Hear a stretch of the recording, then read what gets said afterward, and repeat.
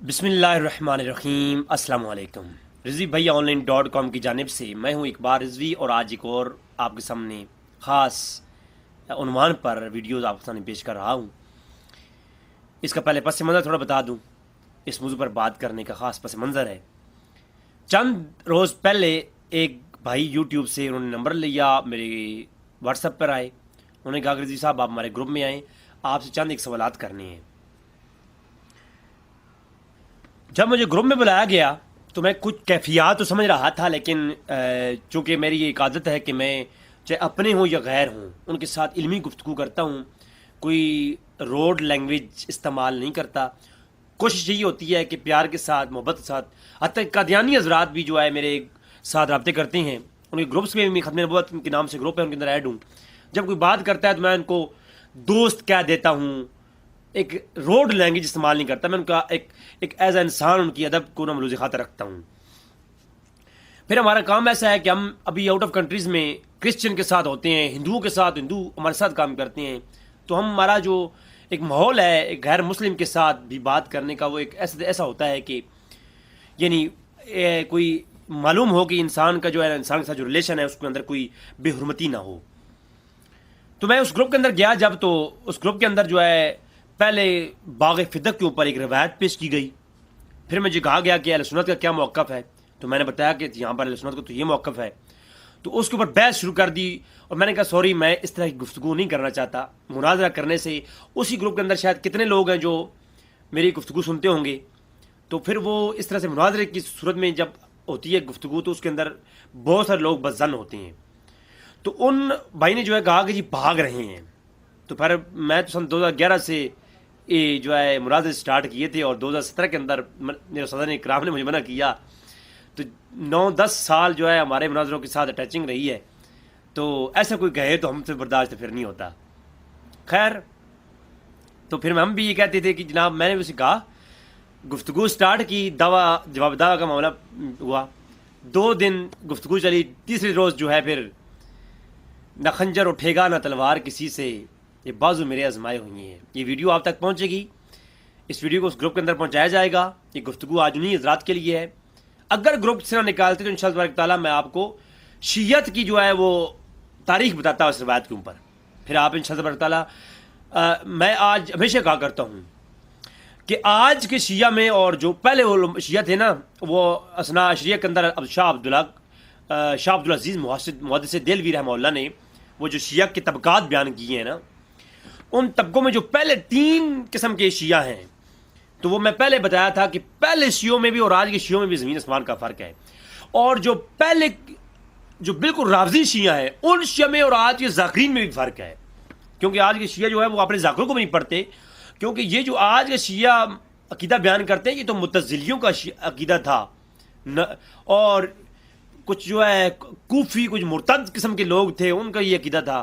یہ عقائد شیعہ کے بھی نہیں تھے جو آج شیعہ کے اندر لیے پھرتے ہیں شیعہ، اور اس کی دلائل گھومتے ہیں، کیونکہ علماء شیعہ نے ان معاملات کے اوپر تحقیقات کر کے ایک پورے فیصلے جاری کر رکھے ہیں، باغ فدق کے اوپر بھی، اور معاملات سارے کس حد تک باغ فدق کے اوپر ان کو اختلاف ہے وہ بھی وہ بتاتے ہیں۔ جی خیر، گفتگو تو ہونی تھی کچھ دن، پھر وہ انہوں نے اپنا وہ نظام دکھایا، اور پھر وہ مجھے ریموو کر دیا۔ پھر مجھے دوست بتا رہے تھے کہ اس گروپ کے اندر کوئی تبصرے ہوتے رہے ہیں، لیکن وہ میں ہمیشہ کہا کرتا ہوں، عادتیں نسلوں کا پتہ دیتی ہیں، کسی کے ماتھے پہ کچھ لکھا نہیں ہوتا۔ یہ عادت جو ہے انسان کو بتاتی ہے، انسان کی تعارف کرواتی ہے، ماتھوں پہ کوئی یہ نہیں گھوم رہا ہوتا کہ کون کس طرح کا ہے، کون کس طرح کا ہے، نسلی کون ہے اور بے نسلہ کون ہے۔ اچھا خیر، پہلی بات یہ جو دعویٰ یہ لکھا گیا تھا، اس دعوے کے اوپر ہی بڑے ڈاؤٹ تھے۔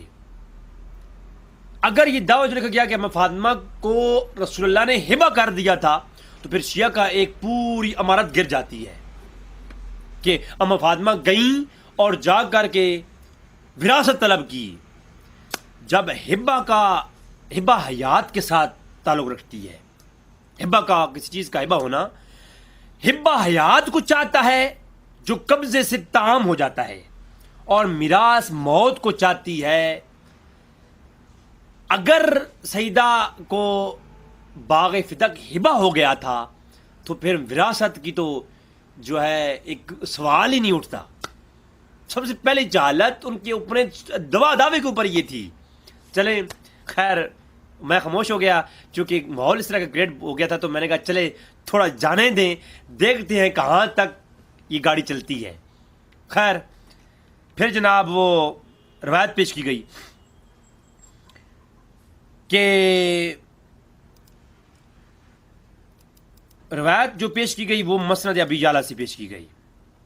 اب یہاں پر ایک چیز سوچنے اور سمجھنے کی ہے, جو پہلے بتا دوں, جو اس بھائی کو سمجھاتی ہوں کہ ایک دن لگا, ایک دن کے بعد بھی وہ اس چیز کو سمجھ نہیں پائے. اور شیعہ حضرات کے لیے بھی اور سنی علماء اور طلاب علم کے لیے بھی بتا دوں,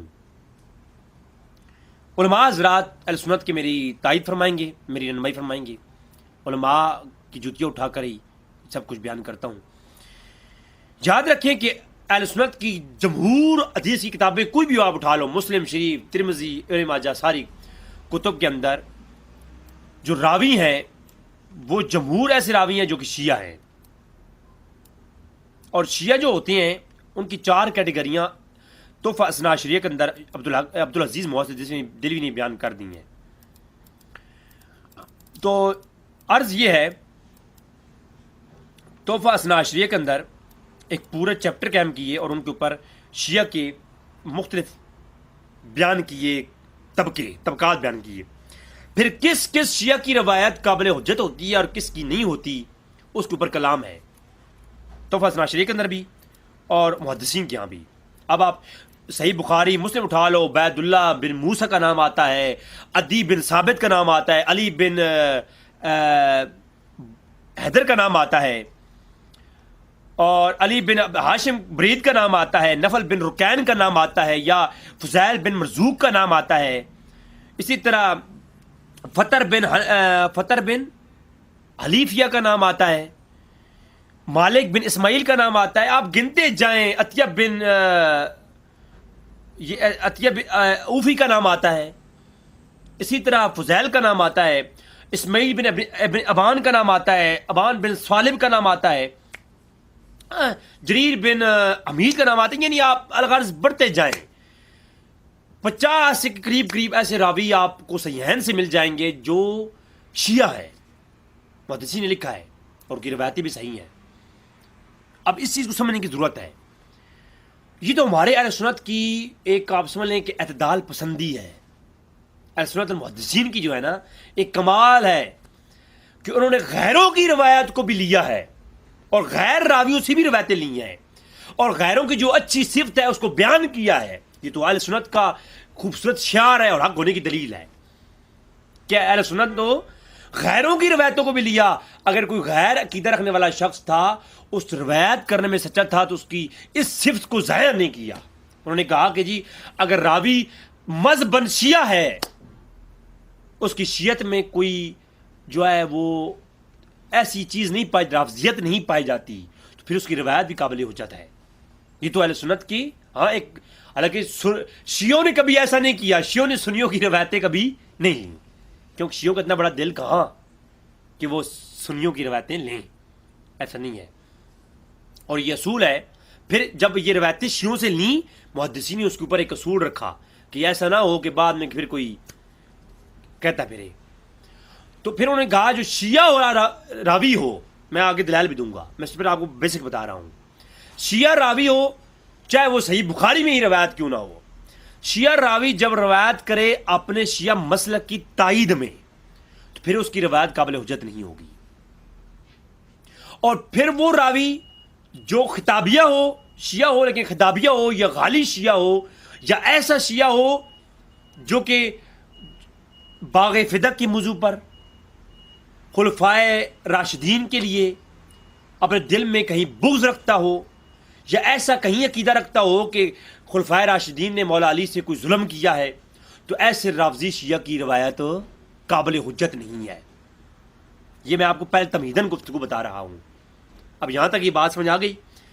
میں نے آپ کو پہلے بتا چکا کہ بے شمار قسم کے ایسے راوی ہیں جو کہ شیعہ ہیں. اب کل آپ کو کوئی یہ کہہ سکتا ہے, آپ یہ آگے سے بعض میں نے مناظروں میں دیکھا کہ وہ لوگ ہمارے اہل سنت جو راوی ہیں مناظر ہیں وہ پیش کرتے ہیں، دیکھو جی وہ راوی تو شیعہ ہے اور آگے سے آپ کو اٹھا کر پیش کر دیں گے جناب کتابیں شیعہ حضرات کہ شیعوں کی جو روایتیں ہیں وہ قابل حجت ہوتی ہیں، تو پھر آپ کیا کریں گے؟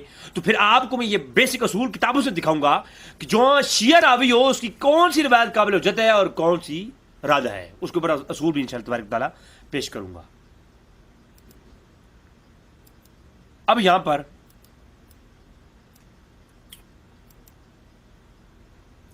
میں آپ کے سامنے پہلا پوائنٹ پیش کروں گا جو انہوں نے روایت پیش کی مسند ابی یعلا کی۔ تو روایت کیا، روایت کا نمبر ہے 1085۔ کہتے ہیں کہ ہم سے ہمیں بیان کیا کس نے؟ ان فضیل ان عطیہ ان ابی سعید۔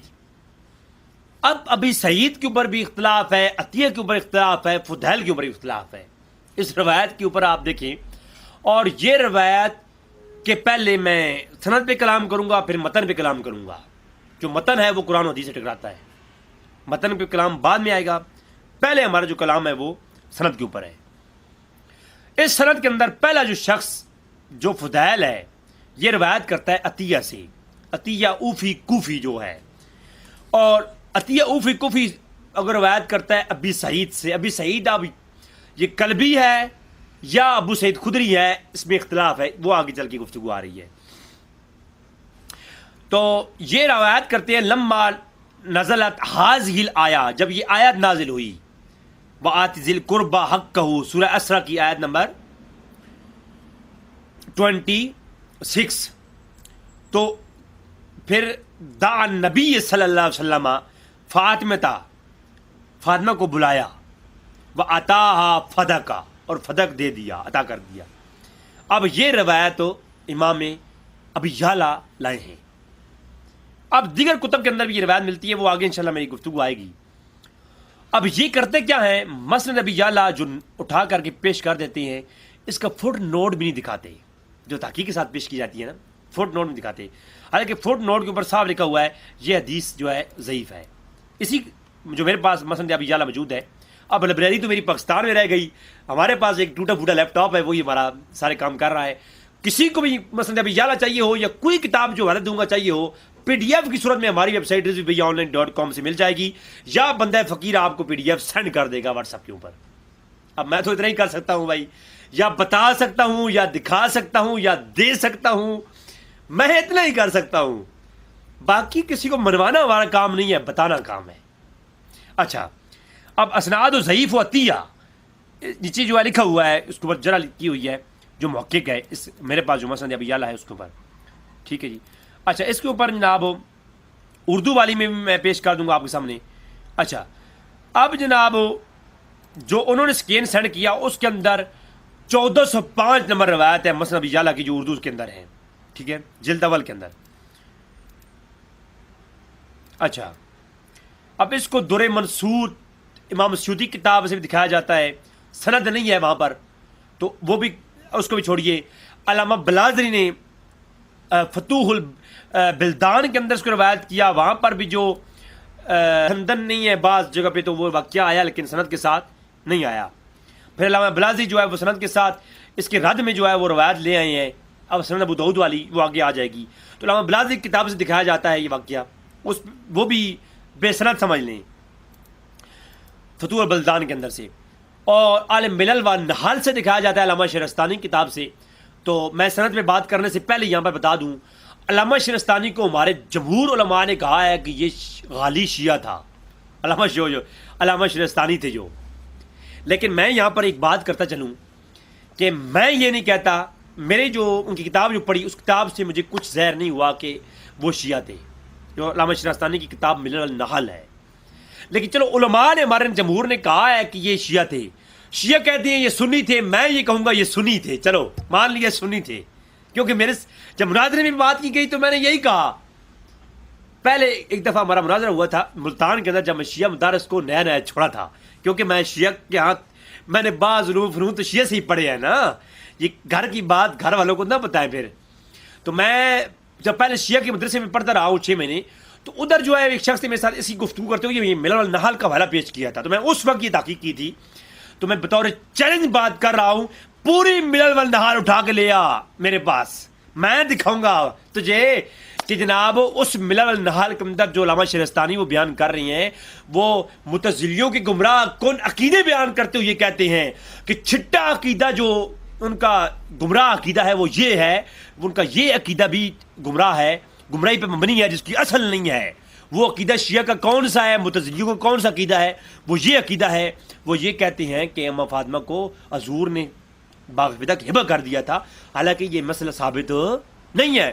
تو علامہ شہرستانی رد کرتے ہوئے لکھ رہے ہیں، اٹھا کے میرے سامنے رکھ دیا، زاغری صاحب نے اٹھا کے میرے سامنے رکھ دیا، انہوں نے کہا جناب یہ تو علامہ شہرستانی نے نقل کیا ہے، اور بھائی وہ رد کرتے ہوئے لکھ رہے ہیں، تمہارا رد کر رہے ہیں، تو رد کر رہی ہوئی جو الزامی جواب دیا جا رہا ہے وہ تم اٹھا کے مجھے دکھاؤ گے تو وہ میں مان لوں گا نہیں۔ اس کا مطلب ہے یہ خیانت سے کام کیا گیا ہے۔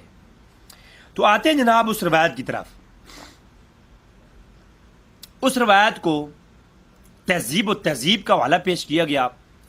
اس بھائی نے کہا جی کہ وہ شیعہ تھا لیکن اسے سکہ کہا گیا ہے۔ کس نے کہا؟ امام ابن معین نے کہا ہے۔ اب ابن معین والا بھی ایک پورا ڈرامہ ہے، ایک ڈھونگ ہے، ڈھونگ۔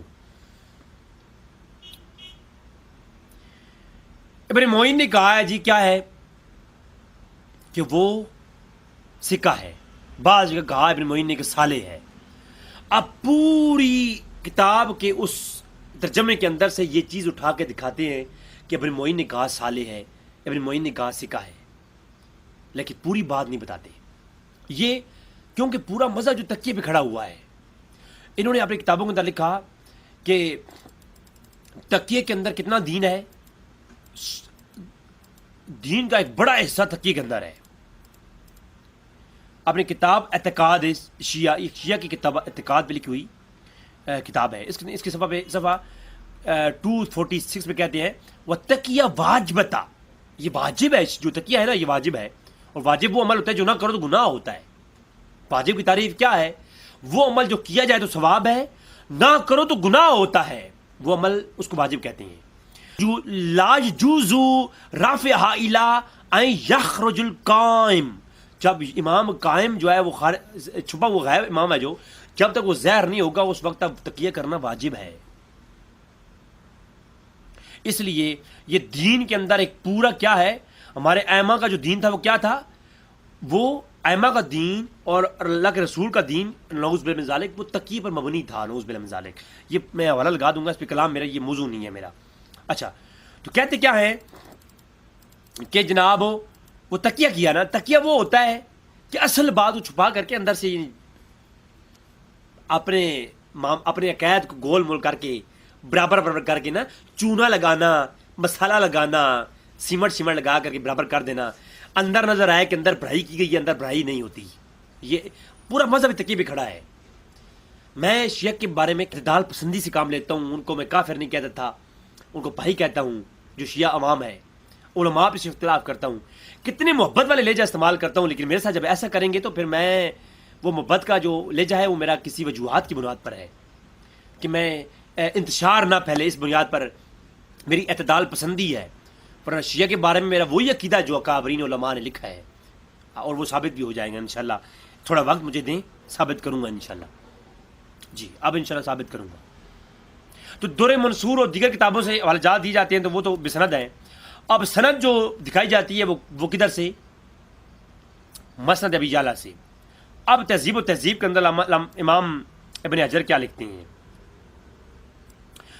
امام ابن حجر لکھتے ہیں کہ ثم قال بلغنی ان عطیہ کان یاتی قلبی، تو کہتے ہیں جی جو عطیہ ہے اس کی جو بلاغت ہے، یہ جو بیان کرتا ہے، جو یہ روایت کرتا ہے قلبی سے۔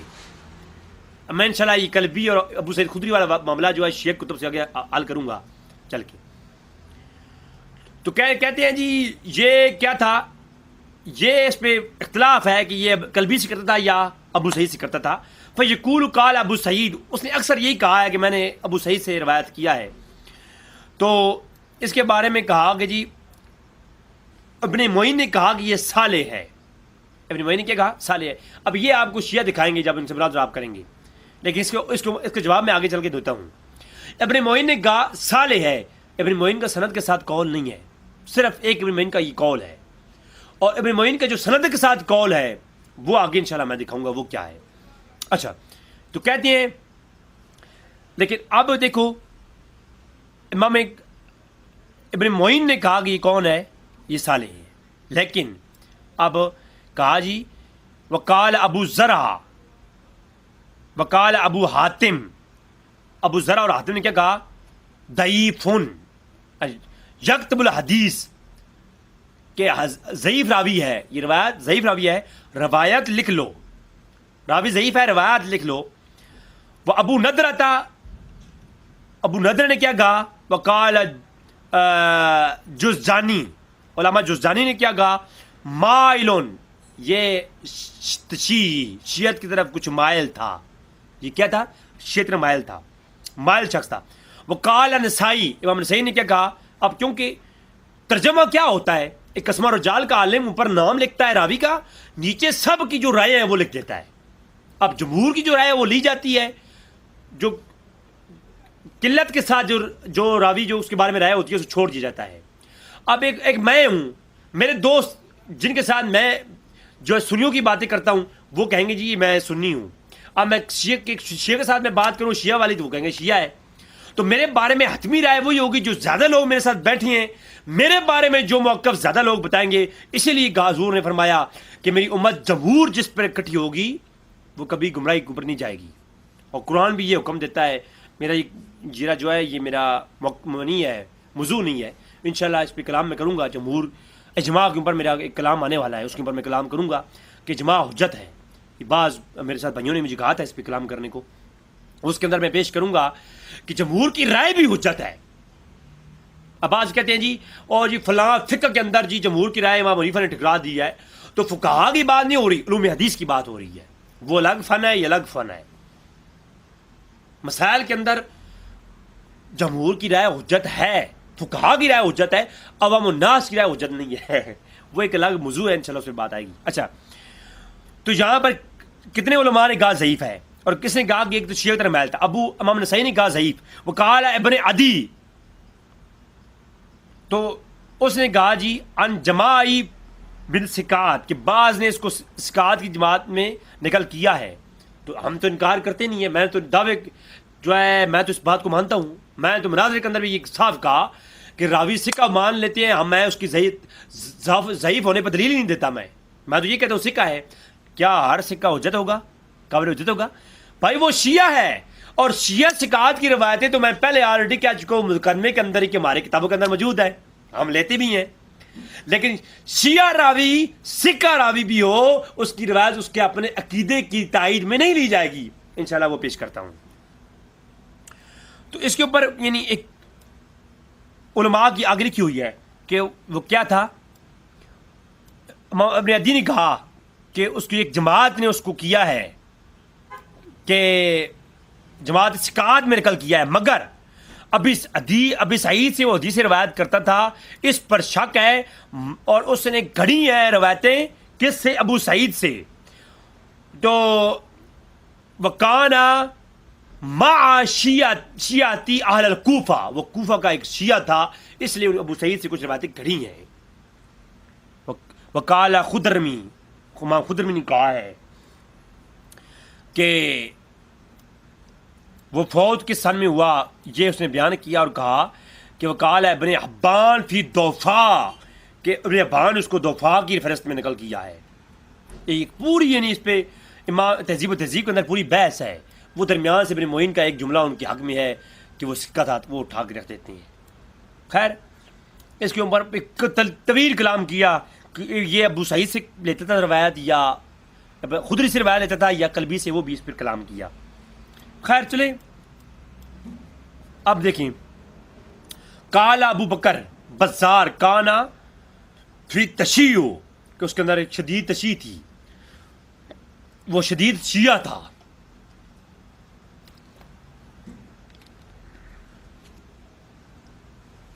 وہ کون تھا؟ شیعہ تھا. تہذیب و تہذیب سے میں نے یہ واضح کیا کہ وہ کون تھا؟ شیعہ تھا. شیعہ ہونے پہ شیعہ سنی کتابیں اتفاق کرتی ہیں اس کی, دلائل آگے آئیں گے. اب وہ شیعہ تھا. اب شیعہ کے یہاں ہمارا اصول کیا ہے؟ نزہۃ النظر فی توضیح نخبۃ الفکر. اب نخبۃ الفکر جو کی شرح ہے، جو نزہۃ النظر، اس کے اندر امام ابن حجر عسقلانی کیا اصول بیان کرتے ہیں؟ کہتے ہیں کہ جو روایت کرنے والا راوی، جس کا جو کوئی دعویٰ ہو، جو اس کی عقیدہ ہو، وہ اپنے عقائد کے بیان میں، اپنے دعوے کے بیان میں جو روایت کرے، وہ روایت قابل احتجاج نہیں ہوگی. اگر کوئی متزلی روایت کر رہا ہے راوی، اب یاد رکھیں اہل سنت کی کتابوں میں تو متزلیوں کی روایتیں بھی موجود ہیں، اب ان کے اوپر خارجیوں کی روایتیں موجود ہیں. اب خارجی جب اپنے عقیدے کے بارے میں روایت کرے گا، اس کی روایت قابل حجت نہیں ہوگی. اسی طرح شیعہ اپنے عقیدے کے بارے میں جب روایت کرے گا تو اس کی روایت قابل حجت نہیں ہوگی. یعنی کہا کہ نام من اکثر قول و قبول غیر الدائی، اس کا وہ روایت قبول کی جائے گی جو اس کے دعوے کے غیر ہوگی. اور فرمایا الا ان یروی ما یکفی بدعۃ فیرد علی مذہب المختار، کہ جو راوی روایت کرے وہ بدعتی ہو اور وہ مذہب مختار کے اوپر روایت کرے، وہ رد کر دی جائے گی. یعنی جو راوی کا عقیدہ ہے اور جو اس کا مذہب ہے، تو اس کے عقیدے کے عین مطابق جو روایت کی جائے کرے گا، وہ اس کی روایت رد کر دی جائے گی، وہ صحیح نہیں ہوگی. اور وبی سرحان، اس کے اوپر تصریح ہے، کس نے کی؟ حافظ ابو الحساق ابراہیم و یعقوب و ابن ابو داؤد نسائی، جمہور نے اس کے اوپر اپنی جو ہے معرفت الرجال کے اندر بھی توسیع موجود ہے کہ علماء نے اس کے اوپر کہا ہے کہ یہی عقیدہ ہے، جو اہل بدعت ہیں یا شیعہ ہیں ان کی روایت قبول نہیں کی جائے گی. میں تو عطیہ کو بدعتی مانتا ہوں، اور میں سے دلائل لو، میں دیتا ہوں دلائل. وہ بدعتی تھا، بدعتی سے تھا کہ وہ شیعہ کے عقائد بیان کرتا تھا. جو شیعہ کے عقائد بیان کرے، شیعہ کے عقائد سارے بدعت پر مبنی ہے، تو وہ بدعتی تو ہے ہی ہے. اور جو شخص باغ فدق کا ہبہ ہونا بیان کر رہا ہے، یہ عقیدہ اہل سنت کا ہے، یہ شیعہ کا ہے، یہ شیعہ کا ہے. اور شیعہ کا بھی ان شیعہ کا ہے جو چوتھے طبقے کی شیعہ ہیں، رافضی بھی ہیں، بدعاتی بھی ہیں، کیونکہ یہ عقیدہ ہی بدعت پر مبنی ہے. اگر اس عقیدے کو مانو گے تو صحیح قرآن کی آیت کریمہ جو نص موجود ہے قرآن میں، اس کے بھی خلاف ہے یہ روایت، اور یہ روایت صحیح روایتوں کی بھی خلاف ہے. جب یہ روایت صحیح روایتوں کے بھی خلاف ہے، سند صحیح کے ساتھ جو موجود ہیں، اور قرآن کی آیت کے صریح آیت کے حکم کے بھی خلاف ہے، تو یہ روایت کیا ہے؟ بدعت پہ مبنی ہے. اب جو بدعت پہ مبنی روایت ہے، اس کو جو روایت کر رہا ہے وہ بدعتی ہے، تو یہ راوی کون ہے؟ یہ بدعتی ہے. لہذا جناب یہ ابن حجر کے میں نے حوالہ دے دیا کہ کون یہ راوی بدعتی ہے. پھر اسی اصول کو شرح تقریب النووی کی جو شرح ہے تدریب الروی امام سیوطی کی، انہوں نے بھی یہاں پہ لکھا کہ اولو، پہلی شرط یہ ہے کہ راوی وہ کون سے راوی ہیں، بدعتی ہیں، شیعہ ہیں، جن کی روایتیں لکھی ہوئی ہیں اور قابل قبول ہوتی ہیں، اور کون کی رد کی جاتی ہیں. تو کیا لکھا ہے؟ اول قید الجماعہ قبول غیر الداعی بما اذا لم یروی ما یکفی البدعۃ، کہ جو بدعتی ہیں ان کی روایت قبول نہیں کی جائے گی جو ان کے اپنی دعوے پر دلالت ہوگی. پھر آگے تصریح کی، وہی قول پیش کیا اہل بدعت کا یا دیگر جو اسلام کے اندر فرقے ہیں، ان کے اپنے جو مسئلہ کی تائید میں روایت ہوگی وہ قابل حجت نہیں ہوگی. محدثین کا اصول ہے. پھر جناب آپ دیکھیں میزان الاعتدال فی نقد الرجال، علامہ زہبی کی کتاب کو اٹھا کر دیکھیں. اب آپ دیکھتے جائیں جمہور اہل سنت اور اسماء الرجال کے علماء کا عقیدہ کیا ہے اور وہ اس راوی کے بارے میں رائے کیا رکھتی ہیں. اب آپ دیکھیں کہ کہتے ہیں جی عطیہ بن سعد العوفی کوفی، تابی، ضعیف ہے. اور ان ابن عباس، ابن عباس سے روایت کرتا ہے، ابن سعید سے روایت کرتا ہے، ابن عمر سے سماع ہے وغیرہ وغیرہ. اور کہا قال ابو حاتم یکتب الحدیث، اس کی روایت لکھ لو، کہیں شواہد کے طور پر کام آ جائے گی. یاد رکھو. اب کوئی یہ بھی کہہ سکتا ہے پھر محدثین نے یہ کیوں کہا یکتب الحدیث ہو؟ جو یہ سوال کرے وہ سمجھ لو کہ وہ پرلے درجے کا علوم حدیث سے ناواقف ہے، کیونکہ ضعیف روایت شواہد کے اعتبار سے جو ہے وہ تائیدن جو ہے لی جاتی ہے، اور تائید میں روایت کب ہوتی ہے؟ جب کسی صحیح سند کے ساتھ روایت موجود ہے، اس موقف کے اوپر مزید آپ تائید طور پر یہ روایت پیش کر سکتے ہیں۔ لیکن ایک روایت شاذ ہے، ایک ایسی روایت جس کے مقابلے میں بھی کئی صحیح روایتیں ہیں، قرآن کی آیتیں ہیں، اس روایت کی تائید میں نہیں آئے گی، یا وہ اس کی تائید میں بھی کوئی روایت اور نہیں ہے۔ مسئلے کی بات تو یہ ہے، ہم مفہوم کو ہبہ کر دینے والی روایتوں پر تائید میں کون سی روایت ہے سند آپ پیش کریں؟ ہاں، دیگر تاریخی کتب سے اٹھائیں گے تو میں پہلے وہ دکھا چکا کہ کتابوں میں موجود ہے، سند نہیں ہے۔ جب سند نہیں ہے تو آپ مجھے امام سیوطی کی کتاب سے اٹھا کر کے نہیں دکھا سکتے در منصور سے، جی میں نہیں مانوں گا، کیونکہ میں آپ کو پہلے بتا چکا ہوں اہل سنت کی کتابوں میں سند کا ہونا اور سند صحیح کا ہونا روایت کے لیے حجت ہوتا ہے، کتابوں میں بار بار آ جانا حجت نہیں ہوتا۔ اور میں صدقے جاؤں کہہ رہے تھے کہ جناب تواتر ثابت ہے کہ اہل سنت کی کتابوں میں موجود ہے۔ اچھا، میں یہ کہتا ہوں اگر 1000 کتابوں میں روایت موجود ہو تو تواتر پھر بھی ثابت نہیں ہوتا، اس بیچارے کو تواتر کی تعریف بھی نہیں آتی۔ وہ یہ شیعہ لوگ یہ سمجھتے ہیں سنی کتابوں میں 50-60 کتابوں میں ایک روایت آ جائے تو وہ تواتر ثابت ہو جاتا ہے۔ تواتر جس طرح ثابت نہیں ہوتا، تواتر کی یہ تعریف ہے ہی نہیں۔ انشاءاللہ آگے چل کے میں تواتر کے بارے میں بتاؤں گا کہ امام غزالی رحمہ اللہ نے تواتر کے بارے میں کیا بیان فرمایا ہے۔ تو حاکم نے کہا کیا ہے حدیث لکھ لو، لیکن کیا ہے ضعیف ہونی، یہ ضعیف ہے۔ وقال سالم نے کہا کانا عطیہ یتشیع، یہ پکا شیعہ تھا۔ تو یہ کیا ہے؟ یہ شیعہ ہے۔ اگلی کتاب علامہ اکیلی کی الضعفاء الکبیر، علامہ اکیلی المکی ہیں، ان کے الضعفاء الکبیر کے اندر انہوں نے لکھا کہ اب بار بار مناظرے کے اندر وہ پیش کرتے تھے ابن معین کا جو ہے وہ قاعدہ جلیلہ ہے، یہ قاعدہ جلیلہ انشاءاللہ میں تمہارا نکال کے سامنے رکھ دوں گا۔ قاعدہ جلیلہ مجھے سکھا رہا ہے تو قاعدہ جلیلہ کیا ہوتا ہے اس کے اوپر انشاءاللہ میں آگے وضاحت کرنے والا ہوں۔ قاعدہ جلیلہ میں اگر کوئی محدث ایک جگہ یہ کہے کہ یہ راوی ثقہ ہے اور دوسری جگہ اس کی جرح یہ کرے کہ یہ ضعیف ہے، تو اس کے اندر جو ہے قاعدہ جلیلہ کی جو روایت ہے وہ ثقہ مانی جاتی ہے، وہ اس کی شرائط ہے آگے۔ ایسے نہیں ہے کہ ہر جگہ پہ محدث کا یہ کہتا ہے پھر وہ ہے۔ تو ابن معین کا ہر جگہ قول موجود ہے کہ انہوں نے کہا جی صالح ہے، ثقہ ہے، تو یہ شیعہ حضرات پیش کرتے ہیں دیکھو جی وہ ثقہ ہے۔ میں تو یہ کہتا ہوں وہ ثقہ ہے، ثقہ مان لو، پھر بھی وہ روایت قابل حجت نہیں ہے، کیونکہ روایت کے متن میں بھی اعتراض ہے، اور ہر راوی ثقہ شیعہ کی روایت ثقہ روایت بھی اس کے اعتقاد پر مبنی روایت قابل حجت نہیں ہوتی۔ میری جان آپ جہاں رکو گے وہاں پہ جواب دوں گا، تیرے من کا مفتی جب تک راضی نہیں ہوگا نا جواب دیتا رہوں گا، لیکن ذرا یہ گروپوں سے نکالنے والی بات نہ کیا کرنا۔ اب وہ کیا ہے جی، وہ کیا ہے، وہ شیعہ ہے، اس کی روایت قابل حجت نہیں ہے۔ اب عطیہ بن سعد العوفی کے بارے میں جو الضعفاء الکبیر کے اندر علامہ اکیلی نے باب باندھا، کہتے ہیں کہ وہ کان عطیہ اوفی رجلا متشیعا، پکا ڈھکا شیعہ تھا۔ اب جب شیعہ ثابت ہو گیا، وہ بھی مانتا ہے، وہ ہر شیعہ بھی مانتا ہے کہ یہ شیعہ ہے۔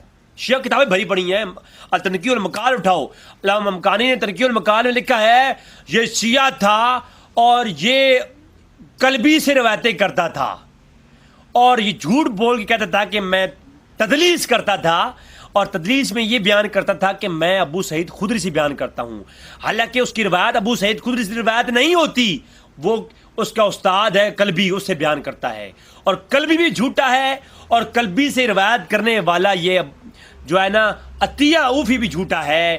تو علامہ ممکانی تنقیح المقال میں شیعہ کا عالم ہے، اس نے بھی اس کا رد کر دیا ہے، اور طویل کلام کیا، کہا کہ یہ کذاب ابن کذاب ہے، اس کی روایت حجت نہیں ہے۔ شیعہ کے ہاں عطیہ کوفی کی روایت حجت نہیں ہے، اور وہ شیعہ مجھے آگے کہتا ہے تو شیعہ کی روایت کا حجت مان نہ مان، میں تیرا مہمان ہے۔ ہوئے پشاور جوتی تیرا بندہ لال کر دے یار شاہ. ہاں مجھے ایک بتاتا ہے تو مجھے سکھاتا ہے. اور اب دیکھو ادھر سند صحیح کے ساتھ پیش کیا کہ سالم مرادی کہتے ہیں قال عطیہ ابن اوفی بیتشیم، وہ بھی شیعہ تھا، عطیہ اوفی کے بارے میں، فقال ہوا ضعیف. احمد بن حنبل نے بھی کہا ہے اور عبداللہ بن احمد نے بھی کہا ہے کہ وہ کیا ہے، یہ ضعیف ہے فی الحدیث. بلغنی عطیہ، جو عطیہ تھا، ان عطیہ بلغنی ان عطیہ کان یاتی کلبی، وہ جو ہے اپنی اس نے جو ہے وہ کیا کرتا تھا عطیہ کلبی، اس نے ایک تفسیر بھی مرتب کر رکھی تھی اور کلبی سے وہ روایتیں کرتا تھا. لیکن کہتا کیا تھا، وہ کانا یکتبہ ابی سعید، وہ کہتا تھا میں نے ابو سعید سے روایتیں لیتا ہوں. اور ابو سعید کنیت تھی کلبی کی، کلبی کی کنیت استعمال کر کے دکھاتا یہ تھا، مارتا یہ تھا. کیوں کرتا تھا ایسا؟ کیونکہ یہ شیعہ کا عقیدہ ہے، دکھانا کچھ ہے، بتانا کچھ ہے، نکالنا کچھ ہے. بسم اللہ میری جان، تھوڑا صبر کر جا، تھوڑا صبر کر جا. اور کہا دکھاتا کچھ تھا، یہ کہا تھا کیا، قال ابن سعید قال ابی وکانا حشیم بدعاف حدیث عطیہ. عطیہ کی ہر روایتوں میں ضعف ہے. ضعفاء الکبیر وکیلی کی کتاب پیش کر رہا ہوں. وکانا ابو سفیان ثوری یضعف الحدیث عطیہ کوفی، حدیث عطیہ کوفی کی بیان کرنے میں ضعف ہے. پھر اسی طرح پیش کیا شیم نے یہ تکلم فی عطیہ، عطیہ کے بارے میں کلام بہت ہے. اور پھر جعفر بن احمد نے بیان کیا ادریس سے، محمد ادریس سے، اور محمد ادریس بیان کرتے ہیں ولید بن ابی جار سے، انہوں نے بیان کیا یحییٰ بن معین سے. اب یحییٰ بن معین کا سند صحیح کے ساتھ قول پیش کر رہا ہوں. وقال ابن معین کانا عطیہ اوفی ضعیفن، روایت وہ پیش کر رہا تھا کہ ابن معین نے صالح، اور کیا کہا ہے، ابن معین نے کہا یہ صالح ہے، ابن معین نے کہا یہ سکہ ہے. میں تو سکہ مان کر بھی کہتا ہوں تو اسے روایت کو صحیح ثابت نہیں کر سکتا. قیامت تک چیلنج ہے میرا، ہر شیعہ کو چیلنج ہے. میں یہ مان لوں گا، میں تو مقدمہ یہ دائر کروں گا، میں اس کو سکہ مان لوں گا، میں شیعہ مان لوں گا، میں سکہ مان لوں گا، پھر بھی وہ جو ہے وہ شیعہ کی روایت صحیح ثابت نہیں کر سکتے کسی اصول کے اوپر بھی. شیعہ اور سنیوں کے یہاں یہ اصول ہے کہ بد عقیدہ کی روایت اس کے عقیدے کے مطابق روایت قبول نہیں ہے، بدعتی کی روایت قبول نہیں ہے. اور ابن معین کا قول آ گیا، ابن معین نے بھی کہہ دیا، ابن معین نے بھی ساتھ چھوڑ دیا، ابن معین بھی آپ کا ساتھ چھوڑ گیا. ابن معین کی نے کہہ دیا وہ ضعیف ہے سند صحیح کے ساتھ. تو ابن معین کا جو ہے یہ وہ شیعن مدلسن، یہ شیعہ بھی تھا مدلس بھی تھا. یہ انشاءاللہ آگے وہ روایت میں پیش کرتا ہوں. شیعہ بھی تھا اور یہ مدلس بھی تھا. حالانکہ مدلس کے اوپر میں کلام نہیں کروں گا، میں مدلس کا میرا دعوی نہیں ہے، لیکن میں علماء نے اس کے اوپر یہ بھی لکھا ہے مدلس کون ہوتا ہے، جو کچھ چھپا کر کے اپنے استاد کا نام چھپائے اور دادا استاد کا نام لے. جو اپنے استاد کا نام صاحب اسے مدلس کہتے ہیں، اسی لیے انہیں کلبی کا نام چھپایا. ابو سعید خدری سے روایت کیا جی. تو یہ جناب کون تھا، یہ ضعیف تھا. اب فتح باری کے اندر صاف لفظ میں لکھا ہوا ہے، بڑا کلام ہے، لمبے کلام کے بعد اسی روایت کے اوپر کلام کرنے کے بعد اس روایت کا رد کیا امام ابن حجر نے. ابن حجر نے ہر کتاب کے اندر اس کے اوپر کلام کیا ہے. تو فتح باری شرح بخاری کے اندر صاحب کہا کہ ہوا عطیہ ضعیف. پھر فتح باری کے اندر دارالقطنی کا قول ہے، امام دارالقطنی کہا کہ جو طریق عطیہ سے روایت آئے وہ کبھی صحیح نہیں ہوگی، وہ ضعیف ہوگی. مزید بھی اقوال لائے ہیں، میں اختصار کے ساتھ قول پیش کر رہا ہوں. پھر جو ہے جناب الکامل فی الضعفاء کے اندر علامہ ابن عدی جرجانی رحمہ اللہ نے کیا کہا. ابن عدی الجرجانی کہتے ہیں کہ ابن عطیہ الکوفی اوفی ضعیفن بھائی یکتب الحدیث، حدیث لکھ لو، ٹھیک ہے. نیچے لکھا کہ انہوں نے بھی یہ لکھ دیا. اور یہ کس نے کہا، ابن معین کا قول نکل کیا ہے الضعفاء کبیر کے اندر علامہ ابن عدی نے. الکامل فی الضعفاء رجال کے اندر ابن عدی کہتے ہیں ابن معین کا قول سند صحیح کے ساتھ نکل کیا کہ وہ کون ہے، ضعیف ہے جناب. جب ضعیف ہے، ضعیف راوی کی روایتیں قبول نہیں ہے. اب کوئی یہ کہے جی سکہ ہم لکھا ہے، اگر کوئی سکہ یار کو سنیو یہ ضعیف ہے، لیکن اگر کوئی شیعہ کہے سکہ ہے تم فوراً کہو سکہ مان لیتے ہیں آ جاؤ، پھر بھی وہ جیت نہیں پائے گا، کیونکہ یہ شیعہ جھوٹ بولتے ہیں. ٹھیک ہے.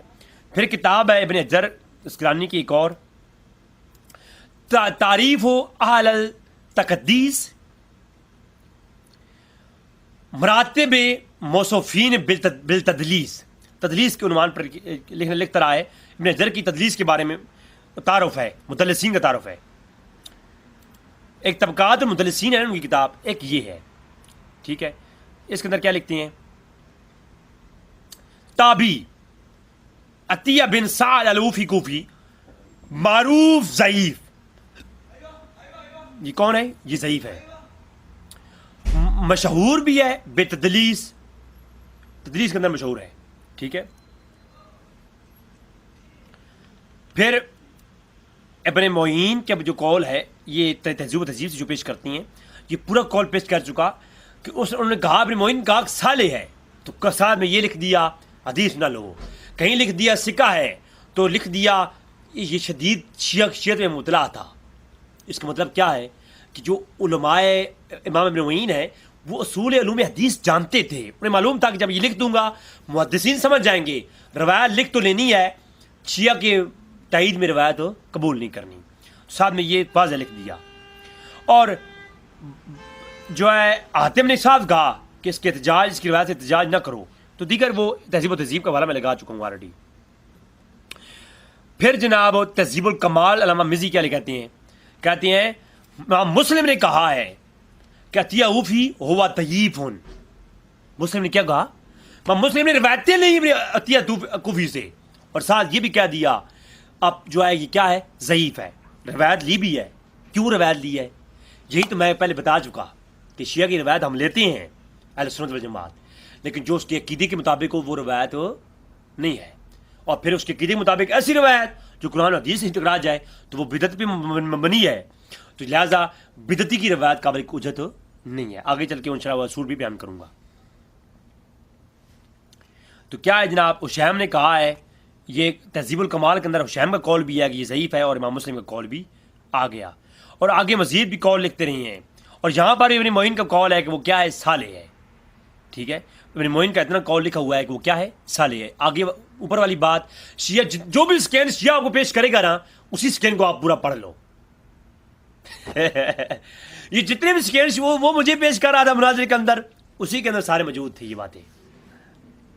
اچھا، یہاں پر یہ بھی موجود ہے کہ اس نے جو ہے امام احمد بن حنبل نے کہا، وقال سفیان ثوری، امام سفیان ثوری نے جو ہے بیان کیا امام حنبل نے.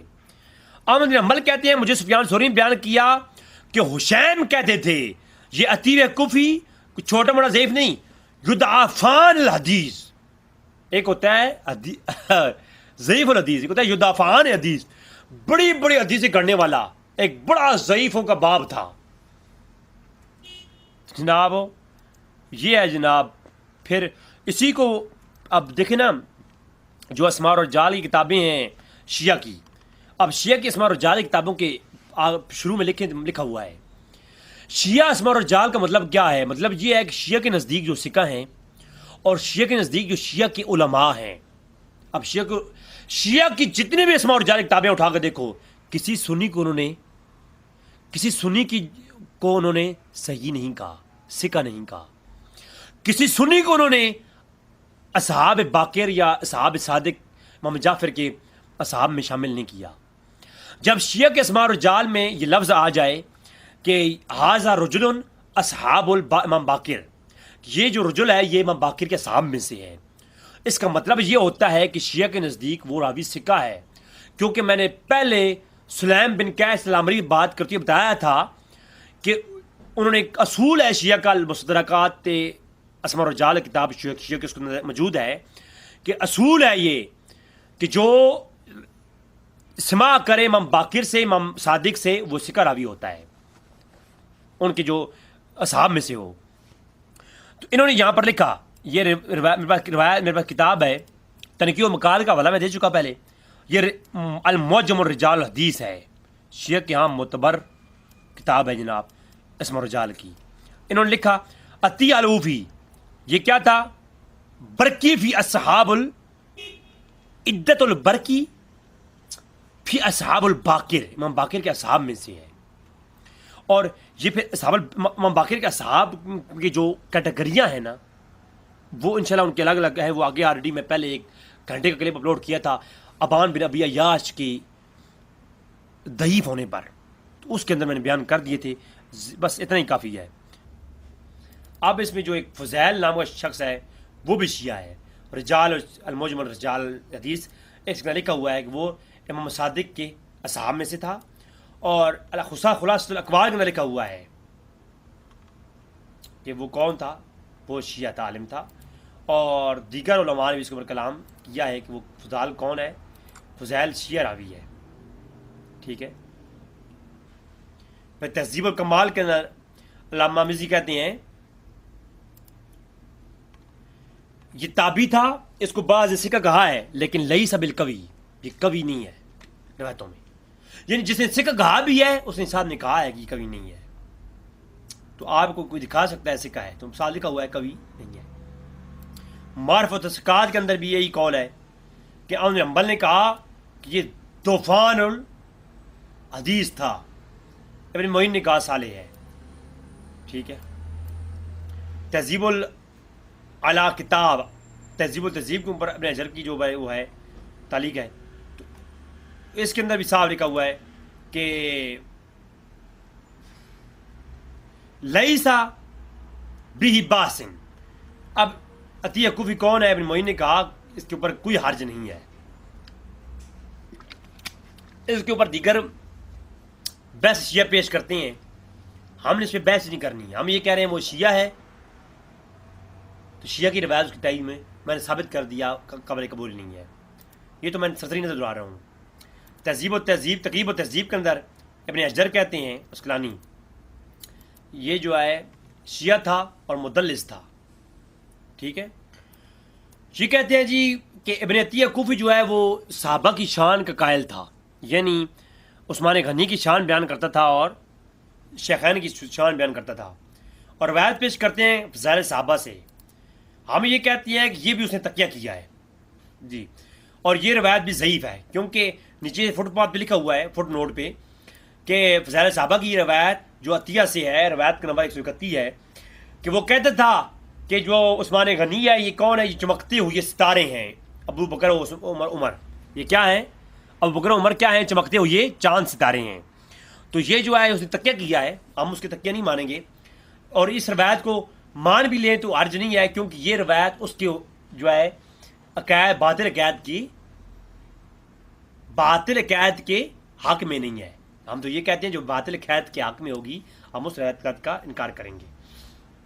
اصول یہ ہے شیعہ سنی کے اندر, اصول جو ہے وہ یہ ہے کہ انہوں نے لکھا ہے عمدۃ القاری کے اندر, شرح صحیح بخاری کے اندر.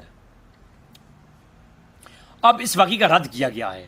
اس واقعے کا رد پیش کرنے سے پہلے میں ایک چیز یہاں پیش کر دوں کہ اصول جو ہے وہ کیا ہے شیعہ راوی کا. ہمارے یہاں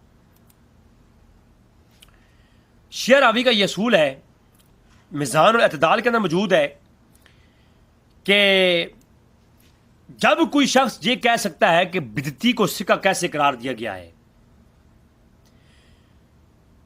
یعنی یہاں کوئی کہہ سکتا ہے کہ بدعتی سکہ کیسے ہو سکتا ہے, شیعہ سکہ راوی کیسے ہے, یہ اس کے جواب میزان الاعتدال کے اندر موجود ہے جناب, علامہ زیبی نے دیا ہے. یہ میزان الاعتدال کے اندر قانون لکھا گیا ہے, کہتے ہیں سکہ ہونے کے لیے ضروری ہے کہ کسی راوی کی عدالت اور اس کا اتقان ثابت ہونا چاہیے.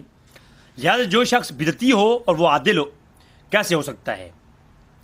اس کا جواب یہ ہے, یعنی ایک سوال ہے کہ جو بندہ روایت میں عدالت رکھتا ہے تو وہ متقی بھی ہوگا, تو ایک بدعتی شخص سکہ کیسے ہو سکتا ہے, یعنی شیعہ شخص جو ہے سکہ کیسے ہو سکتا ہے. تو یہاں پر اس نے پھر جواب دیا میزان الاعتدال کے اندر کہتے ہیں بدعت کی 2 قسمیں ہیں. ایک بدعت ہے جسے ہم تشیع میں غلو اختیار کرنا یا ایسا تشیع جس میں غلو اور تحریف نہ ہو. 2 قسم کی ہیں. ایک ہے بدعت یعنی مکفرہ، ایسی بدعت جو شیعت میں غلو راوی کر رہا ہو، تشیع زیادہ پائی جائے تو اس شیعہ کی راوی کی جو روایت ہے وہ نہیں لی جائے گی. اور بعض ایسی ہے جس میں شیعہ غلو نہ کریں. مثلا بہت سے تابعین اور تبع تابعین ہیں جن میں یہ شیعہ پائی جاتی ہے، حالانکہ وہ دیندار تھے، پرہیزگار تھے، سچے تھے، لہذا ان لوگوں کی روایت کو محض اس وجہ سے مسترد کر دیا جائے تو بہت سی روایت رخصت ہو جائیں گی. یہ بڑا نقصان ہے. یعنی میزان الاعتدال کے اندر اصول پیش کیا گیا کہ جو بہت غلو والے شیعہ ہوں ان کی روایت رد کی جائیں گی. نارمل شیعہ کی تابعین کی جو تبع تابعین میں شیعت پائی جاتی تھی ان کی روایت مسترد نہیں کی جائیں گی. ٹھیک ہے. اور اس کے اوپر پھر آگے کلام کیا ہے جس کی بدعت غلو تک پہنچی ہو اس راوی کی روایت قابل رجوع نہیں ہوگی. یہ اصول دیا. اور اسی اصول کو شیعہ علماء مقیاس ہدایہ کے اندر فی علم الدرایا اس کے اندر لکھتے ہیں کہ وَكَذَلِكَ نقل الاجماع علی التصحیح ما یصح عن ابان بن عثمان ان ما کون فتیحا وهذا کلی الخارج ان تعریف و صحیح ذکر و ذکر الوا.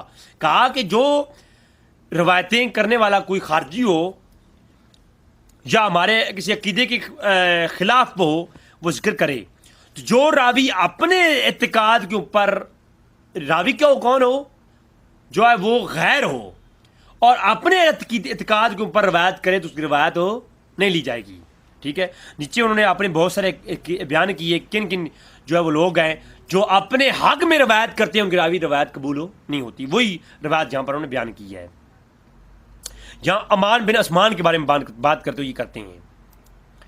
پھر بہار الانوار علامہ مجلسی ملا باقر مجلسی کون واقف نہیں ہے، اس نے بھی یہ کہا کہ جب کوئی راوی روایت کرے بعض الروایات تلک الاخبار فی الواقفیت ولا یتقبل روایتهم فیہا بوافق مذہبہم.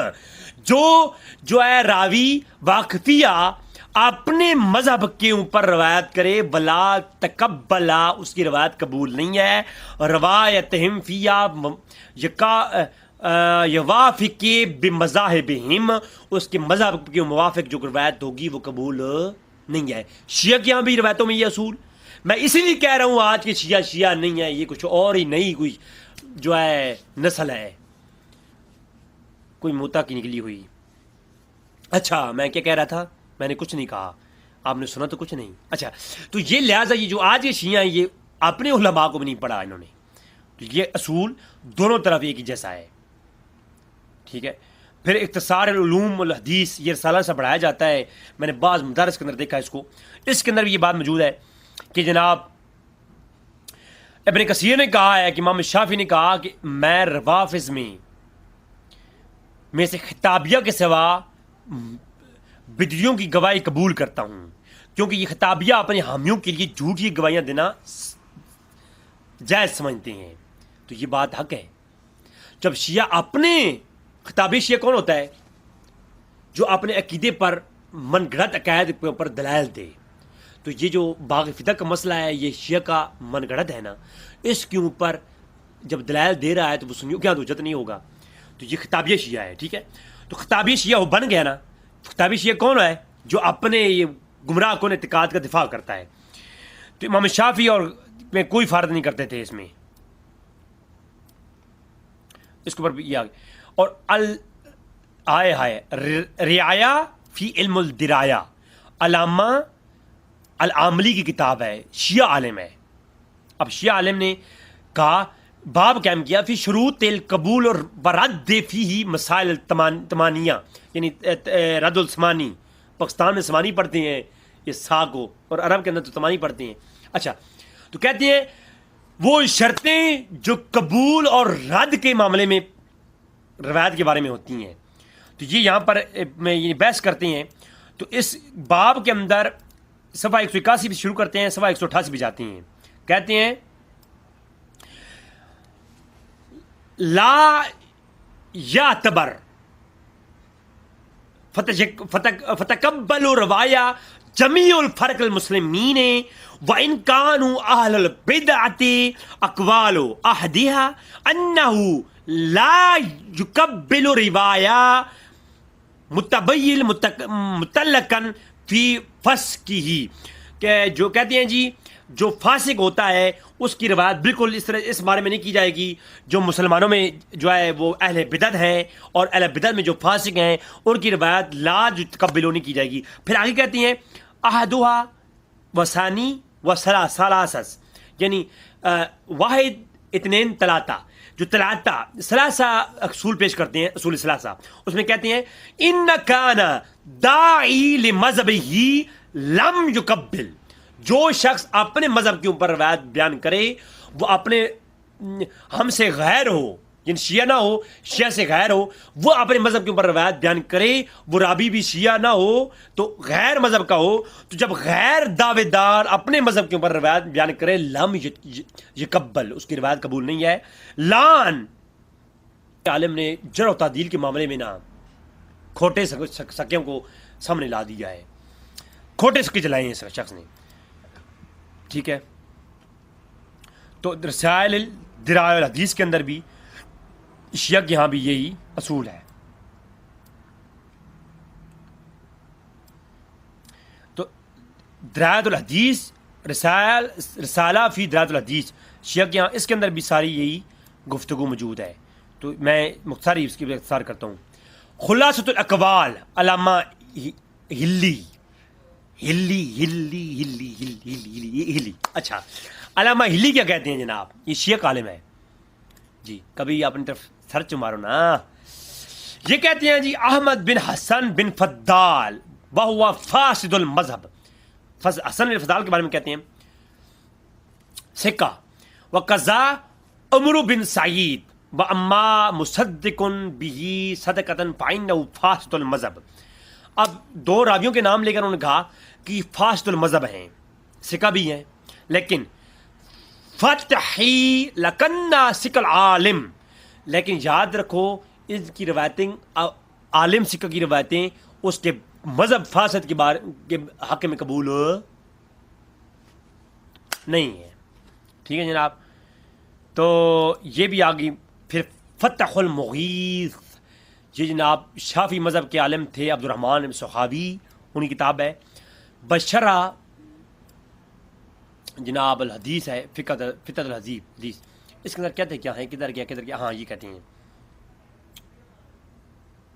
سکہ بدعتی کی تائید جو ہے میں روایت ہوتی ہے اور رد ہوتی ہے جی. کہتے ہیں لکنہ مدعزول فی بدعتی مامون فی روایہ فہو لا لیس فیہ محلیۃ الا ان یخزم من حدیثی ما یعرف ولیس بمنکر اذا لم تکو بہ بدعتہم فتیقبلون بذالک. جو راوی بدعتی سکہ بھی ہو، جب وہ روایت کرے اپنے جو ہے من گھڑت بدعتی عقیدوں کی تائید میں، ولا یتقبلہ، اس کی روایت قابل قبول نہیں ہے. یہ عقیدہ سنیوں کا بھی، یہ عقیدہ شیعوں کا بھی. اس سے اگر کوئی چھلانگ مارے گا تو نہ وہ سنی ہے نہ وہ شیعہ ہے. وہ کیا ہے؟ وہ جو پرانے درمیان والے فرقے تھے نا، معتزلی شلی، وہ ان میں سے ہے. پھر اپنے عقیدے بیان کرو گے اپنے طریقوں پر تو پھر وہ شیعہ تو نہیں ہو سکتے. میں تو چیلنج کرتا ہوں کہ آج یہ جو شیعہ ہیں یہ اپنے عقیدے شیعہ علماء کے اصولوں پر بیان کر دیں. اور یہ علماء جو یہ مولانا آصف العلوی کی جو میں نے خطبات سنے تو مجھے معلوم ہوا تو کہ وہ اتنا بڑا ڈھونگیا ہے کہ اس کے اپنے عقیدے جو ہے وہ آج جو ان کے علماء شیعہ گزرے ہیں ان سے ملتے ہی نہیں ہیں، واللہ نہیں ملتے. اچھا خیر چلیں، یہ بھی آ گئے، یہ تو میں نے اصول پیش کر دیا. اب چلتے ہیں دوبارہ اسی ادھر طرف کہ جو علماء نے اس روایت بوالی کو لکھ کر کے اس کے اوپر کلام کیا. جناب بسم اللہ الرحمن الرحیم. اب آتے ہیں اس طرف جی. عمدۃ القاری شرح صحیح بخاری علامہ بدر الدین عینی لکھ کر کے کہتے ہیں کہ ھذا لا اصل لہ، کہ اس جو واقعہ ہے فاطمہ کو فدق کا دیا جانا اس کی کوئی اصل نہیں ہے. یہ قرآن کے بھی خلاف ہے, یہ حدیث کے بھی خلاف ہے. اور پھر ابو داؤد کی وہ سند کے ساتھ روایت پیش کرتے ہیں جو آگے آ رہی ہے. طبقات ابن سعد انہوں نے اس کو لکھا, اس راوی کے بارے میں لکھا کہ یہ راوی سکہ تھا, ٹھیک ہے. انہوں نے لکھ کر کے آگے لکھا وَمِنَ النَّاسِ مَنْ احتجاج بھی, اس کی روایت سے احتجاج نہیں ہوگا. پھر آگے اور بھی کلام ہے لیکن وہ میں یہاں پر چھوڑ رہا ہوں. اچھا, اب آتے ہیں جناب امام ابو داؤد کی. پھر امام سیوطی کا جو حوالہ دور منصور کو پیش کیا جاتا ہے نا, تو میں کہتا ہوں امام سیوطی کی کتاب دور منصور کے اندر, تو وہ تفسیر کے اندر انہوں نے ایک قول نقل کر دیا, تو اس کے اوپر کلام تو نہیں ہے, وہ صحیح تو نہیں ہے. قول کے ساتھ سند ہونی ضروری ہے. تو میں کہتا ہوں امام سیوطی کو پڑھنا ہے تو تاریخ خلفاء پڑھو نا. بیٹا بیٹا آپ سے کوڑا کوڑا تھو تو نہ کریں نا, سچی بات پوری بتائیں. تاریخ خلفاء کے اندر امام سیوطی جو ہے وہ سند ابو داؤد کی روایت لاتے ہیں. جب عمر بن عبدالعزیز جو ہے خلیفہ ہوئی ہے تو انہوں نے صاف لفظوں میں ہی کہا کہ اما فاطمہ کو اللہ کے رسول نے باغ فدق دینے سے انکار کر دیا. اس کے بعد ابو بکر صدیق کا دور آیا تو آپ نے بھی اسی طرح نظام چلایا. ابو بکر صدیق نے اپنی بیٹیوں کو نہیں دیا, ابو بکر صدیق نے اپنے لوگوں کو نہیں دیا, عمر فاروق کو نہیں دیا, کسی اپنے کو نہیں دیا. پھر جو ہے اسی طرح, اور ابو بکر صدیق بھی اسی طرح کرتے تھے کہ وہ جو اللہ کے رسول جو ہے تقسیم کرتے تھے. پھر جو ہے جب دور عمر فاروق آیا انہوں نے بھی ایسا کیا. پھر جب عہد عثمان کے اندر, عثمان غنی کے دور کے اندر, جب یہ باغ فدق کا جو وزیر بنایا گیا دیکھ بھال کرنے کے لیے, مولا علی کرم اللہ وجہ کریم کو پیشکش کی گئی تھی کہ آپ اس جو ہے اس مسلمانوں کا جو یہ ایریا ہے اس کا وزیر بن جائے اور اس کی معاملات کی جو انکم ہے اس کا بجٹ چیک کریں, اس کی تقسیم چیک کریں, آپ کی ذمہ ہے. صحیح بخاری میں روایت ہے, وہ انشاءاللہ اگلی ایپیسوڈ میں لاؤں گا میں. تو جو ہے اسی طرح مروان کو دیا گیا عثمان غنی کے دور میں, انہوں نے جو ہے اس کی دیکھ بھال, عباس کہتے ہیں جی مروان کو پکا پکا دے دیا تھا وراثت میں نہیں دیا تھا, وزیر مقرر کیا مروان کو. تو مروان نے جو ہے اپنی جب اب ان کی ملکیت میں آیا تو انہوں نے کیا کیا,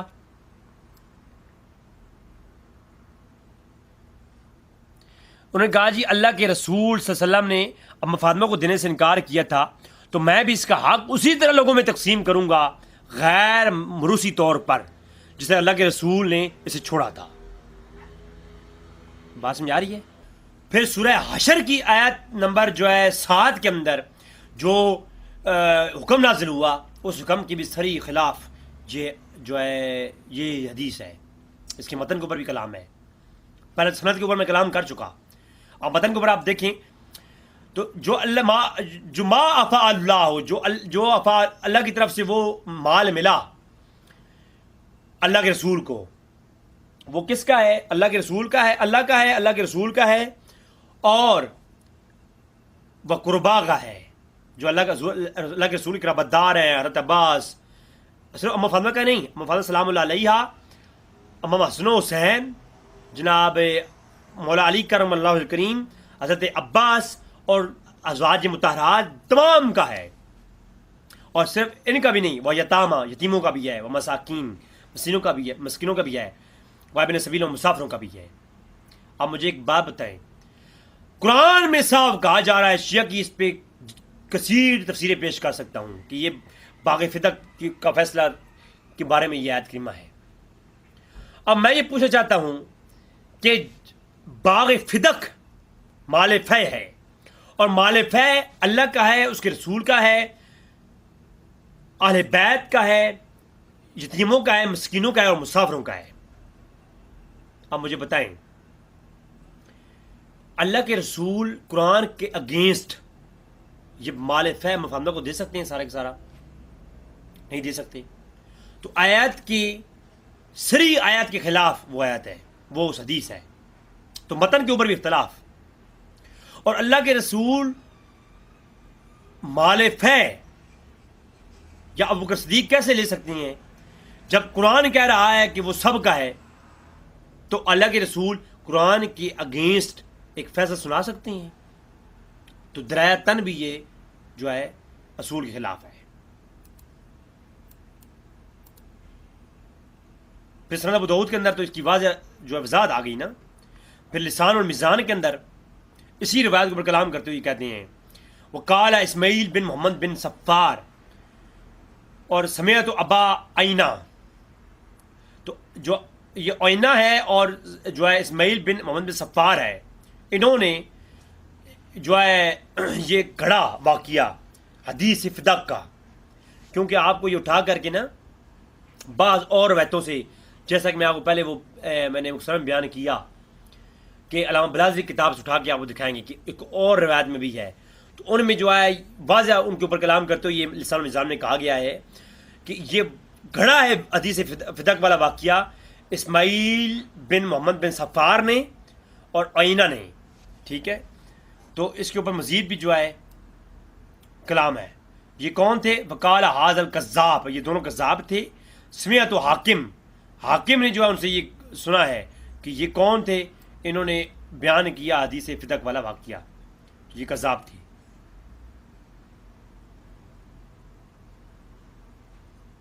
مزید بھی اس پہ کلام ہے لسان المیزان کے اندر. سیر اعلام نبلاء کے اندر وہ روایت ابو داؤد والی موجود ہے اور صاف کہا ہے کہ جو ہے یہ روایت جو ہے اس روایت ہبہ کر دینے والے کی رد میں موجود ہے. تو جناب سند صحیح کے ساتھ جو روایت موجود ہے اس کی رد میں ہے، قرآن کی آیت میں بھی رد میں ہے اور سند صحیح کے ساتھ جو روایت ہے اس کی بھی رد میں ہے. تو اس لیے علامہ شہرستانی نقل کریں کہ کوئی بھی سنی راوی اس کو نقل کرے تو یہ روایت جو ہے متن کے لحاظ سے بھی مردود ہے، سند کے لحاظ سے بھی مردود ہے.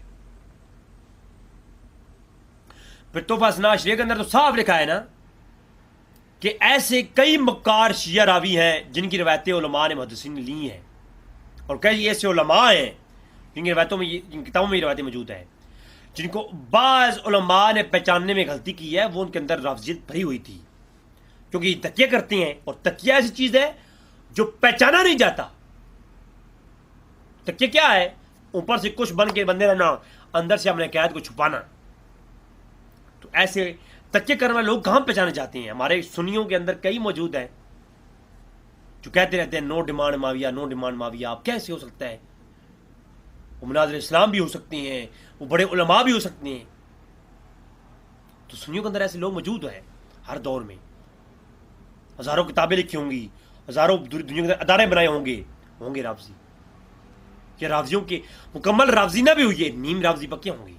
میں کو فتویٰ نہیں دے رہا کہ پکے رافضی ہوں گے، لیکن وہ جو لکھا ہے نا علامہ عبدالعزیز محدث دہلوی نے تحفہ اثنا عشریہ کے اندر 50واں دھوکہ، اس دھوکے کے اندر انہوں نے لکھا ہے کئی نیم رافضی ہوتے ہیں جو پہچانے نہیں جاتے، مکاری پکڑنی مشکل ہوتی ہے. تو ناظرین یہ میں نے آپ کے سامنے یہ پیش کیا. پھر یہ صرف یہ نہیں کہ یہ جو باغ فدق ہے قرآن کی آیت سے واضح ہوتا ہے اور وہ غریبوں مسکینوں کا ہے، یہ صرف سنیوں نے نہیں لکھا، اس کے اوپر میں الگ کلام لاؤں گا. مراۃ العقول کے علاوہ باقر مجلسی نے لکھا کہ مال فہ ہے باغ فدق، تو یہ غریبوں کا بھی ہے، مسکینوں کا بھی ہے، اہل بیت کا بھی ہے اور تمام کا ہے، مسافروں کا بھی ہے. تو اللہ کے رسول نے اس کو جو ہے مفاہمہ کو کیسے دے دیا. اب شیعہ حضرات یہاں پر ایک اور ڈھنڈورا پیٹتے ہیں، اور وہ یہ کہ وہ جو آیت نازل ہوئی اس متن کے اوپر ہی مجھے ایک کلام تو میں اس متن کے اوپر کر چکا. اب اس روایت کی سند کی بحث کرنے کے بعد اس کے جو متن ہے اس کے اوپر میں کلام کر چکا کہ اس متن کے اندر پہلا اختلاف یہ ہے کہ قرآن کی جو آیت ہے سورہ حشر کی آیت نمبر 7 کہ جو مال فہ ہے وہ اللہ کا ہے، اللہ کے رسول کا ہے، آل بیت کا ہے، یتیموں اور مسکینوں کا ہے اور ساتھ میں مسافروں کا ہے. اور مراۃ العقول کے اندر ملا باقر مجلسی نے قبول کیا اور شیعہ کی دیگر کتب روایات کے اندر یہ موجود ہے کہ مال فہ جو تھا وہ سب کا تھا، نہ کہ صرف اما فرما کا تھا. تو اس کا مطلب یہ ہے قرآن کی سری آیات کے خلاف یہ اس روایت کا اما فرما کو جو مال تک ہبہ کر دیا تھا جو مسند ابی جعلہ کی روایت ہے، تو یہ روایت جو ہے قرآن کے سری آیت کے بھی خلاف ہے، متن اس کا جو ہے. پھر حدیث کے جو سند ابو داؤد کے اندر روایت ہے عبدالعزیز عمر بن عبدالعزیز کے دور میں وہ کہتے ہیں کہ جو ہے اللہ کے رسول نے باغ فدق اما فاطمہ نے ان سے مانگا تھا، اما فاطمہ کو اللہ کے رسول نے باغ فدق نہیں دیا. وہ اسی طرح جیسے قرآن کی آیت ہے، قرآن کی آیت پر عمل کرتے ہوئے مال فدق ان کے مصارف میں یتیموں، مسکینوں اور اقربا میں اور دیگر لوگوں میں تقسیم کرتے تھے، اور جو ہے جو یتیم لوگ تھے، مسکین بچے تھے، ان کی تقسیم کرتے تھے. پھر ابوبکر صدیق نے بھی ایسا کیا، عمر فاروق نے بھی ایسا کیا، عثمان غنی نے بھی ایسا کیا، اور عثمان غنی نے یہ مروان کو اس کی وزارت بخشی. تو وہ بھی جو ہے مروان نے بھی یہ کہا کہ اللہ کے یہ جو ہے میرے ذمہ کیا گیا ہے تو میرے انڈر آیا ہے باغ فدق، تو باغ فدق جب میرے انڈر آ چکا تو میں بھی وہی فیصلہ کروں گا جو اللہ کے رسول نے کیا تھا، اور میں اس کو ایسے ہی چھوڑوں گا، کسی کو اس کا وارث نہیں بناؤں گا. آل بیت کا جو حق جاتا ہے وہی دوں گا. سنن ابو داؤد کی روایت، وہ سند صحیح کے ساتھ جو روایت موجود ہے وہی روایت سید اللہ عنہ بلاغ کے اندر موجود ہے، تو اس روایت کے بھی خلاف ہے اس کا متن. یہ دو علتیں ہوگی متن کے اوپر. سند کے اوپر کلام آ چکا، تفصیلاً گفتگو ہو چکی، اب متن کے اوپر دو علت ہوگی. تیسری علت یہ ہے اس متن کے اندر موجود ہے کہ وآت ذی القربیٰ، جو یہ حق کا ہوگی روایت جو آیت ہے سورہ اسرا کی آیت نمبر 26، جب یہ آیت نازل ہوئی تو اما فاطمہ کو ہبہ کر دیا اللہ کے رسول نے بلا کر کے. تو اب یہ روایت جب یہ آیت نازل ہوئی یہ بھی جھوٹ ہے، کیونکہ یہ آیت ہے مکیہ، یہ مکہ کے اندر نازل ہوئی، اور 7 ہجری کے اندر باغ فدق جو ہے وہ اللہ کے رسول کو ملا مدینہ کے اندر. آیت نازل ہوتی ہے مکہ میں، اور باغ فدق اللہ کے رسول کے ملکیت میں آتا ہے مدنی دور کے اندر مدینہ میں 7 ہجری کے اندر، ہجرت کے بھی 7 سال بعد. تو 7 سال بعد اللہ کے رسول کے پاس باغ فدق آیا، 7 سال پہلے آیت نازل ہوئی. تو جناب آپ مجھے بتائیں، آیت مکیہ ہے، آت ذی القربیٰ حق کا ہو، تو یہ کہتے ہیں کہ جناب وہ آیت نازل ہوئی تو علامہ فاطمہ کو بلا کر کے یہ دے دیا. تو یہ اس متن کے اندر میرا دوسرا اعتراض اور دوسری علت ہے. جناب عبدالعزیز محدث دلوی نے اپنی اصطفیٰ شریف کے اندر لکھا کہ یہ روایت کون سی ہے، یہ جو ہے مکیہ ہے. یہ آیت کون سی ہے؟ یہ مکیہ آیت ہے، مکہ کے اندر نازل ہوئی، مدنیہ یہ نہیں ہے. جمہور کا اسی پر رائے ہے، جمہور کی اسی پر رائے ہے. بعض تشیع رکھنے والے علماء نے اس کو کہا ہے کہ یہ مدنی ہے، حالانکہ یہ کیا ہے؟ مکیہ آیت ہے. میزان فی تفسیر القرآن، میزان علامہ حسین طباطبائی شیعہ کے یہاں بہت بڑے آیت اللہ گزرے ہیں جناب، انہوں نے اپنی تفسیر لکھی میزان فی تفسیر القرآن. اس کے اندر لفظوں میں صاف لفظوں میں انہوں نے لکھا وآت ذی القربیٰ حقہ. یہ جو آیت ہے یہ کیا ہے کہ ھذا الآیہ مکیہ فی سورہ المکیہ، یہ آیت المکیہ ہے اور سورت بھی مکیہ ہے. حافظ ابن کثیر تفسیر ابن کثیر میں لکھتے ہیں کہ حاضر آیا مکیہ، یہ آیت مکیہ ہے، اور اس جو روایت پیش کی جاتی ہے آت ذی القربیٰ حقہ، یہ آیت نازل ہوئی تو اما فاطمہ کو حضور نے بلا کے دے دیا. یہ آیت جھوٹی ہے، اس کی کوئی اصل نہیں ہے، اسناد اس کی جھوٹی ہیں، کیونکہ یہ آیت ہی مکیہ ہے. ابن کثیر نے تو واضح کر دیا نا اس کے اوپر. پھر تحریر التنویر، ٹھیک ہے، انہوں نے جناب علامہ عاشور نے اسی آیت کے بارے میں لکھا کہ وحی المکیہ عند الجمہور، جمہور کے نزدیک یہ آیت مکیہ ہے. اور یہ چند کا یہ قول ہے کہ چند آیتیں اس سورہ اسرا کے اندر ایسی ہیں جو مکیہ نہیں ہیں. ان میں جو ہے اولئک الذین یبغون ایک یہ آیت ہے، اور ولا تقربوا زنا ایک یہ آیت ہے، اور وقول آت ذی القربیٰ حقہ ایک یہ آیت ہے. یہ 5 آیتیں گن کے بتائی ہیں کہ چند کے لوگوں کے نزدیک یہ چند ایک آیتیں یہ جو ہے یہ مدنی ہے. تو جو ہے چند کا قول لکھا، اوپر لکھا جمہور کا قول کیا ہے، امت کا اجماع یہی ہے کہ یہ کیا ہے، مکیہ ہے۔ علامہ عاشور کے بھی یہ تفسیر کے اندر آ گیا، تفسیر روح المانی، اس کے اندر صاف لکھا ہوا ہے کہ یہ جو آیت، یہ سورہ بنی اسرائیل ہے، کیا ہے، یہ مکیہ ہے۔ تو جناب یہ میں نے ثابت کر دیا کہ یہ تو آیت بھی مکیہ ہے، یہ جھوٹ بھی واضح ہو گیا۔ تو ناظرین الحمدللہ آپ کے سامنے بندہ فقیر نے یہ پیش کیا کہ شیعہ کا اس کے اوپر جو ڈرامہ تھا اور مجھے جو مناظرے کے لیے بلایا گیا وہ اس کے لیے وہ، اب میں کیا کہہ سکتا ہوں، یہ تھے دلائل، اور بھی ابھی تحقیق اور تحقیق کے ساتھ ان راویوں کے اوپر کلام ہو سکتا ہے۔ میں نے صرف مختصراً وہ دلائل سامنے رکھے ہیں کہ ان دلیلوں کے اوپر جب کلام ہوتا ہے تو اس کے بعد چھکے ہی چھوٹ جاتے ہیں انشاءاللہ تبارک و تعالیٰ۔